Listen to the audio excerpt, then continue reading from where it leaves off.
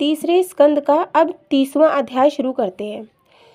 भगवान कपिल देव जी बोले, हे माता, जो पापी मनुष्य यमपुरी में पहुंचकर नरक भोगते हैं, उनके विभिन्न पापों का दंड मैं तुमसे अलग अलग वर्णन करता हूँ।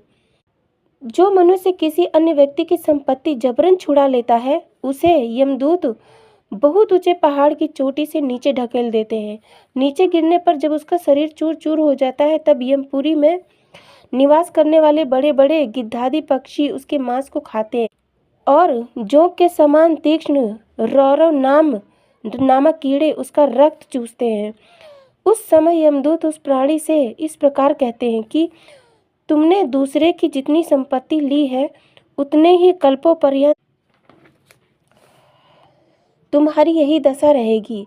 जो मनुष्य स्वयं उत्तम भोजन करता है और उत्तम वस्त्र धारण करता है, परंतु अपने कुटुंबियों और मित्रों को उन्हें नहीं देते हैं, और जो साधु महात्माओं की सेवा नहीं करता है, उसे नरक में पहुंचकर बहुत जोर की भूख लगती है। उसी समय यमदूत उसी के शरीर का मांस नोच कर उसे खाने के लिए देते हैं और कहते हैं कि जिस देह का तुमने पालन किया, उसी को स्वयं खाओ।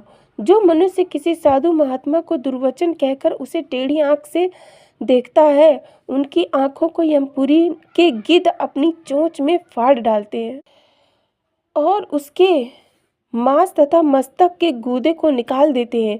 जो मनुष्य अथवा संसार में न्यायाधीश पद पर बैठने वाले व्यक्ति किसी निरपराध को दंड देता है, उसे 2 पत्थरों की चट्टान के मध्य में रखकर कोलू के समान पेरा जाता है। जो मनुष्य किसी को जहर देता है या किसी के घर में आग लगाता है, उसे तलवार की धार के समान पैने पत्तों वाले पेड़ पर ले जाकर ढकेल दिया जाता है और उस वृक्ष को गिरने पर उसका शरीर चूर चूर हो जाता है।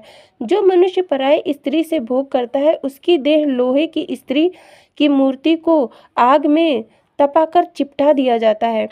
जो मनुष्य पराई धरोहर हड़पते हैं, उसे अग्नि के समान जलती हुई पृथ्वी पर लिटाकर उसकी देह पर गर्म तेल छिड़का जाता है।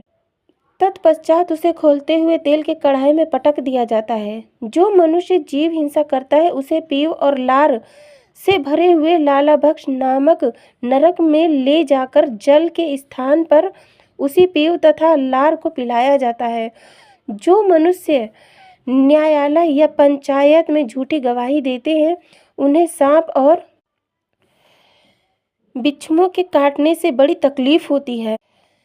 हे माता, जो मनुष्य जैसा पाप करता है, उसको यमपुरी में पहुंचकर वैसा ही दुख भोगना पड़ता है। जय श्री कृष्ण।